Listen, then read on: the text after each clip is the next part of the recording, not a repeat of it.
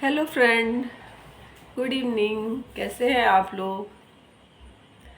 मैं आज फिर से हाजिर हो गई हूँ आप लोग के पास एक नया टॉपिक लेके। चलिए स्टार्ट करते हैं।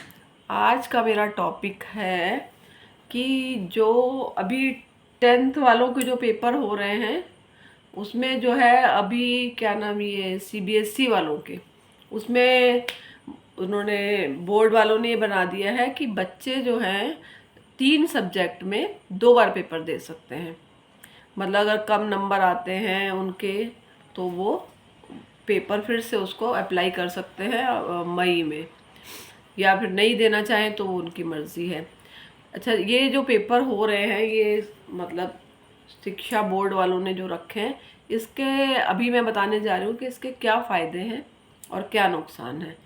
मेरा कहने का मतलब है कि ये 2 बार पेपर देने से क्या फ़ायदा हो सकता है बच्चों को और क्या नुकसान है। सबसे पहला, बच्चों को फ़ायदा ये है कि कई बार ऐसा होता है कि बच्चे ने अच्छे से खूब तैयारी कर रखी है, लेकिन एग्ज़ाम के टाइम उसकी तबीयत ख़राब हो गई, या एग्ज़ाम के टाइम उसके घर में किसी मेन आदमी की तबीयत ख़राब हो गई, या एग्ज़ाम के टाइम ही उसको कुछ ऐसा जाना पड़ गया या कुछ ऐसा हो गया जिससे वो पेपर सही से नहीं दे पाया, या पेपर दिया तो तैयार मतलब एक दिन पहले वो तैयारी नहीं कर पाया, घर में शादी पड़ गई या कोई खास फंक्शन पड़ गया जिससे उसकी सही से तैयारी पेपर वो नहीं दे पाया। तो इस वजह से उसका जो उसने पूरे साल भर मेहनत करी उसका वो पेपर ठीक नहीं हुआ। तो वो अब पेपर ठीक नहीं हुआ तो नंबर भी ठीक नहीं है, और अगर ये नंबर ठीक नहीं है तो ये पूरे लाइफ चलने वाले हैं। 10th और 12th के नंबर पूरी लाइफ आपके साथ रहेंगे, वो ही हमेशा पूछे जाएंगे। तो इस वजह से बच्चे को एक और मौका दिया जाता है कि वो अगर मान लीजिए कोई उसको समस्या हो गई जो एक जेन्युइन उसकी समस्या होगी तो वो दोबारा अपने एग्ज़ाम अटेम्प्ट कर सकता है और अपने आप को मतलब बेहतर बना सकता है। इस वजह से जो है शिक्षा मतलब पद्धति में ये सुधार किया गया कि एक बार बच्चे को और मौका दिया जाए। सेकंड, बच्चों को ये हो जाता है कि अगर एक बार वो दूसरा उसको फ़ायदा ये है कि अगर एक बार उसने पेपर दे दिया और उसके 2 सब्जेक्ट में किसी में कम नंबर आ गए और बाकी चारों सब्जेक्ट में उसके ठीक ठाक नंबर हैं, तो वो 3 पेपर कोई भी दोबारा दे सकता है। तो जिस 2 सब्जेक्ट में उसके कम नंबर आए हैं उसको वो दोबारा अटेंड कर सकता है और उसके नंबर उससे उसमें कवर हो जाएंगे। उसको सेकंड फ़ायदा उसको ये मिलता है कि वो एग्ज़ाम देने के लिए दूसरा बार अटेम्प्ट कर सकता है। और थर्ड फ़ायदा उसको ये होता है देने एग्ज़ाम देने के लिए कि वो अपनी पढ़ाई को, अगर उसने उस समय ठीक से पेपर नहीं दिए हैं तो वो उसको दोबारा तिबारा से बेहतर प्रदर्शन करके वो और नंबर ला सकता है। तीसरा फ़ायदा उसको ये हो जाता है। अब इससे नुकसान क्या होते हैं? सबसे ज़्यादा नुकसान उसको ये होगा कि वो बहुत लंबे टाइम तक उसको पढ़ाई करनी पड़ेगी, क्योंकि अभी मार्च में उसके पेपर ख़त्म होंगे।